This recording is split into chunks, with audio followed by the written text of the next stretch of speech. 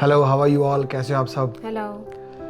तो आज आपके सामने हम इंफॉर्मेशन नहीं, हम आपके सामने ये एक व्लॉग ये लेके आए हैं कि एक्चुअली इस व्लॉग की ना बहुत ज़्यादा डिमांड आ रही थी कि भाई ये इस पे भी एक व्लॉग बनाओ। तो बस मैं कहा बहुत लोगों ने मेरी पहली वीडियोस में बहुत लोगों ने कहा था कि भाई कि इस बारे में भी व्लॉग बनाओ, हमें भी पता चले। अगर इन फ्यूचर हमारे कनाडा आने का प्लान बनता है तो हमें जो है वो कौन कौन सी डॉक्यूमेंटेशन लगानी चाहिए। तो हाँ जी, आज व्लॉग इसी पे ही है कि जब हमने पीआर लेनी थी कनाडा की तो हमने कौन कौन से डॉक्यूमेंटेशन अपनी की थी। तो वो मैं आपको स्टेप बाय स्टेप सारी आज बताऊंगा ताकि आप लोगों को भी क्लियर हो जाए कि भाई अगर हमने पीआर के लिए कनाडा के लिए प्रोसेस अपना करते हैं तो हमारे मेन डॉक्यूमेंटेशन हमें कौन कौन सी रेडी रखनी चाहिए। अगर आपका किसी का भी प्लान साल बाद या 2 साल बाद कनाडा आने का बन रहा है तो ये डॉक्यूमेंटेशन आपकी मस्ट है, बहुत ज़रूरी है कि ये आपके पास हमेशा होनी ही चाहिए। ठीक है। तो ये क्योंकि हम बेसिकली हम मतलब चलो हम तो इंडिया से हैं, ठीक है, तो पंजाब से, तो हमें तो इन सब डॉक्यूमेंटेशन के बारे में नॉलेज ही नहीं थी कि भाई ये डॉक्यूमेंटेशन अगर हमने कनाडा के लिए अपनी पीआर के लिए लगाना है, प्रोसेस करना है, तो ये डॉक्यूमेंटेशन हमारे लिए ज़रूरी है और ये हमेशा हर कोई रखे ही। तो हमने कनाडा आके सीखा कि भाई ये बहुत ज़रूरी डॉक्यूमेंटेशन होती हैं जो हर एक मैरिड कपल के पास इन फ्यूचर अगर आपका कोई कहीं भी बाहर प्लान बनता है तो आप जो है वो ये डॉक्यूमेंटेशन अपने अपने पास हमेशा रेडी रखो। तो मैं आपको स्टेप बाय स्टेप आगे बताता रहूँगा कि कौन कौन सी डॉक्यूमेंटेशन हमने कनाडा की पीआर के लिए लगाई थी। तो जी पहले तो हमने अपना मैरिज सर्टिफिकेट बनवाया जो कि कोई भी बनवाता नहीं है है ना। जो कि बहुत ज़रूरी है। मतलब ये इतना ज़रूरी है कि भाई कि हर कोई ये कहता है कि भाई शादी होगी और काम बैंड खत्म। बाजे के साथ ना सर्टिफिकेट भी होना ज़रूरी है। बिल्कुल सही बात है। तो ये बात है कि हाँ भाई मैरिज सर्टिफिकेट बहुत ज़्यादा ज़रूरी है। फर्स्ट स्टेप तो यही है कि भाई हमें तो हमारे एजेंट ने कह रही थी, पहले तो हमारे एजेंट ने हमें ये पूछा कि भाई आपके पास कौन कौन सी जो है वो डॉक्यूमेंटेशन आपके रेडी है जी। तो हमने कहा जी आप जो बताओगे हमने कोई बात नहीं, हम रेडी रखेंगे ही। हमें हमें होता था कि चलो कोई बात नहीं यार, मैं सर्टिफिकेट्स होंगे या ऐसे कुछ होगा तो ये सब चीज़ें कुछ, क्योंकि हमें जिनको पता ही नहीं है कि भाई हमने क्या क्या इसमें चाहिए। तो जी हमें उसने जी एक एक करके लिखाना शुरू किया। हमने कहा कि ये भी नहीं है हमारे पास, ये भी नहीं है हमारे पास। उसने कहा ना आपके पास है क्या? उसने कहा कि अगर आपके पास नहीं है ना तो इसको रेडी करो पहले। तो हमारे एजेंट ने ये कहा कि भाई अगर आपकी मैरिज को 2 साल हो गए, 2 ढाई साल हो गए, तो आपको मैरिज सर्टिफिकेट, तो इसमें तो फर्स्ट स्टेप तो यही है। उसने कहा जी मैरिज सर्टिफिकेट बनवाओ जी।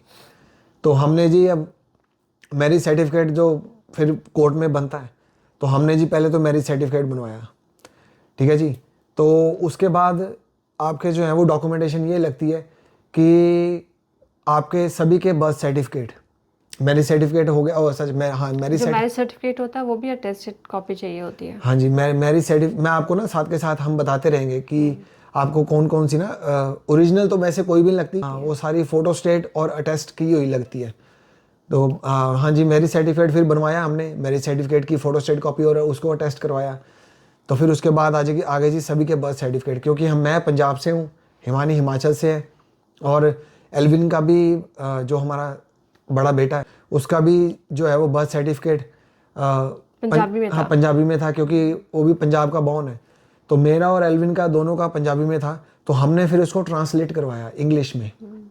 मेरा इंग्लिश में था। हिमानी का ऑलरेडी इंग्लिश में ही था। तो जी हमारे बर्थ सर्टिफिकेट तीनों के लगे। तो ये देख लेना कि अगर आपकी जैसे जो शहर में आप जिस भी किसी भी लैंग्वेज में आपका बर्थ सर्टिफिकेट हो उसको इंग्लिश में ट्रांसलेट करना ज़रूरी है। हाँ बस।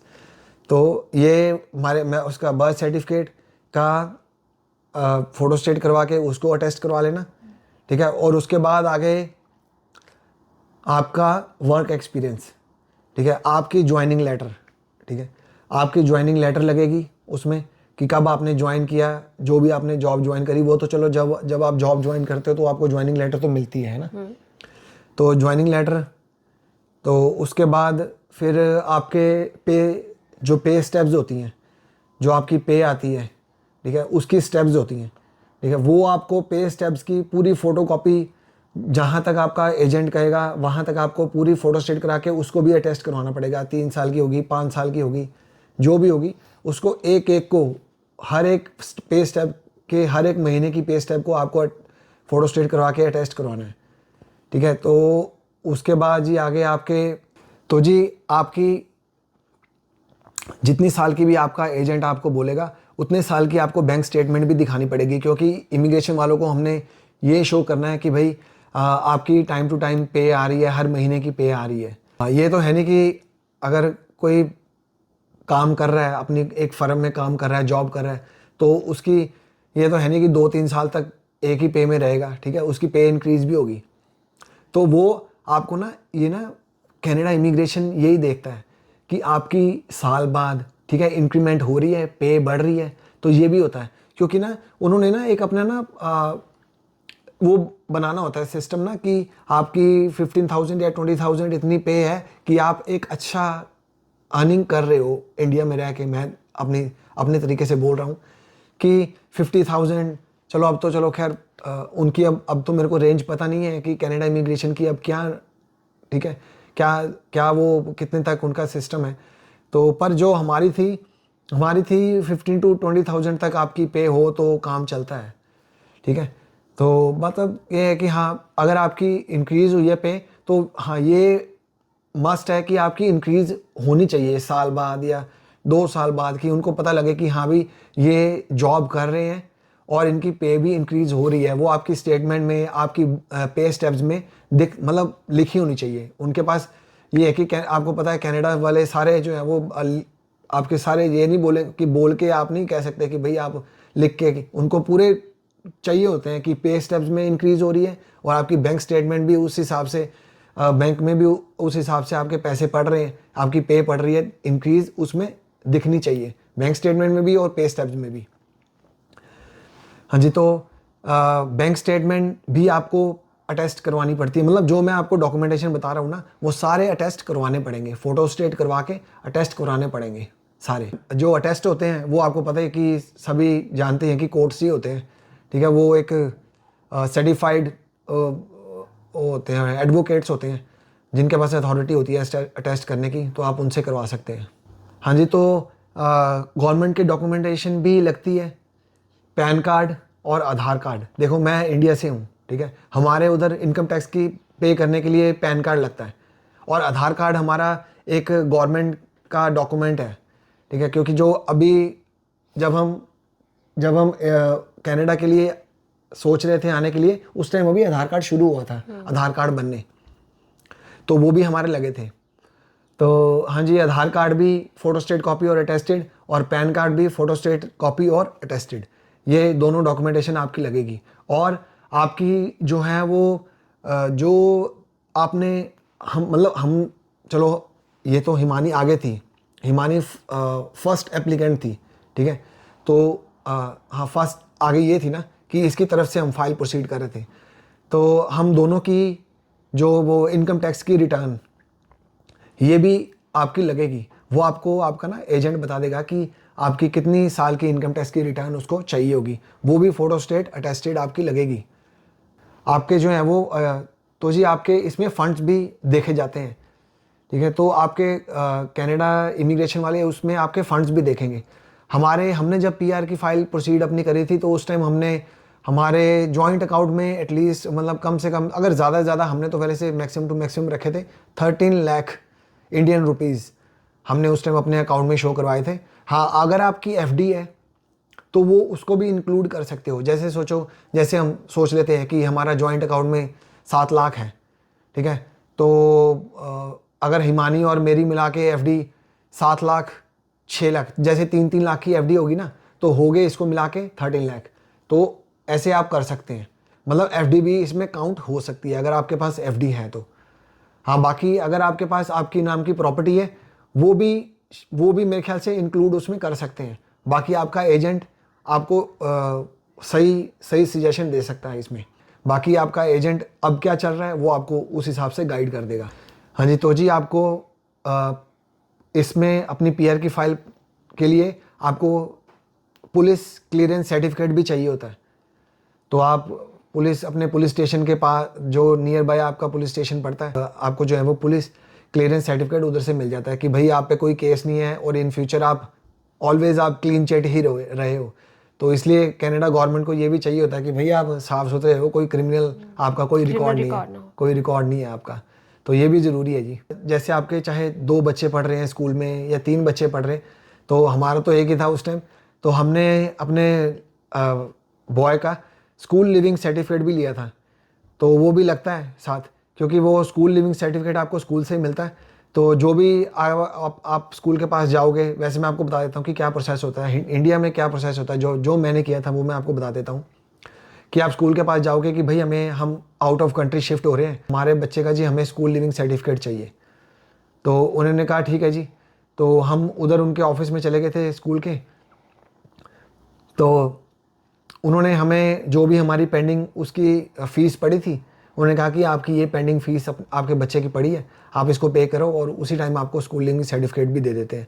तो वो भी हमारा एज ए मतलब हमारे उसके लिए लेटर लिखनी पड़ती है। किसके लिए?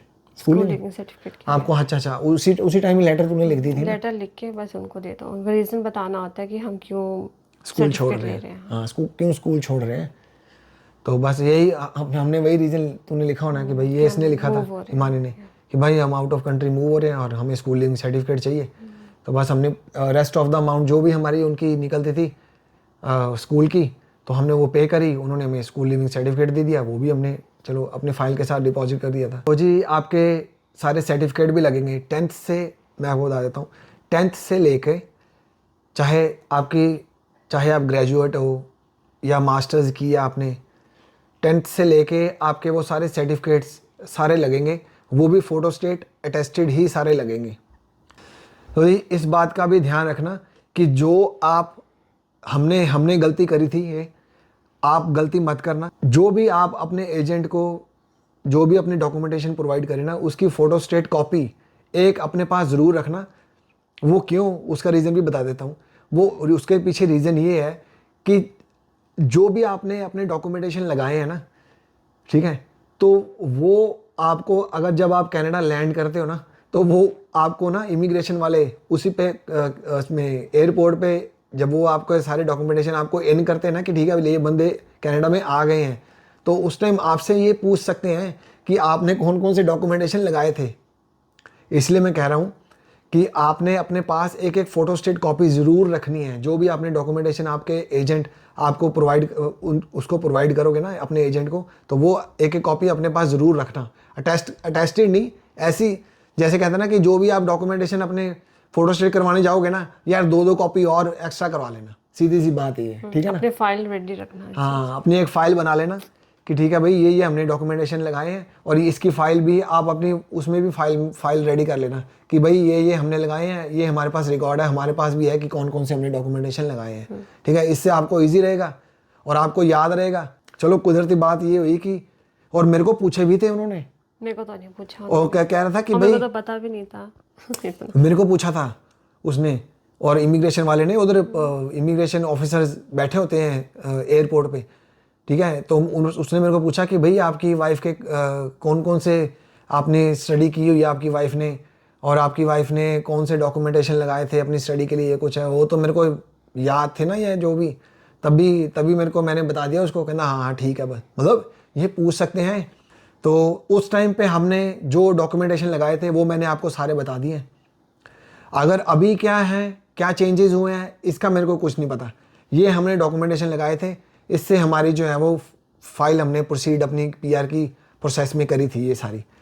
तो बस तो जी जो डिमांड आई थी हमारे सब्सक्राइबर्स की, ठीक है, और हमारे व्यूअर्स की कि भाई हमें बताओ कि कौन कौन से डॉक्यूमेंटेशन आपने लगाई थी, तो मैंने आपको सारी डिटेल आपसे शेयर कर दी है। होप कि आपके लिए बेनिफिशियल होगी, और ये आप ज़रूर रेडी रखना। अगर आपके पास ये डॉक्यूमेंटेशन नहीं है तो अभी रेडी कर लो, अगर आप कनाडा का प्लान कर रहे हो तो, ठीक है। तो ये ज़रूर कर लेना, बाकी आपका एजेंट आपको सही बता देगा, सही गाइड कर देगा, क्योंकि ये तो मेन डॉक्यूमेंट्स ये तो ज़रूरी है। हाँ, तो बस खैर नहीं, कोई हमारे जैसे बिजनेसमैन नहीं रखते क्या कहें, ठीक है ना। ये तो चलो मजाक की बात है, पर चलो खैर ये हमारे में कमी है। मैं बिजनेस क्लास फैमिली से हूँ तो इसलिए हमारे में ये कमी है। हमारे पास एक भी नहीं था तो उसी टाइम में हमने सारे रेडी किए। चलो खैर, होप कि आपको ये ये व्लॉग जो है वो आप सबके लिए बेनिफिशियल होगा, और जिन्होंने कनाडा आना है उनके लिए ये हेल्पफुल होगा ये व्लॉग। तो बस सारे मैंने आपसे शेयर कर दिया है।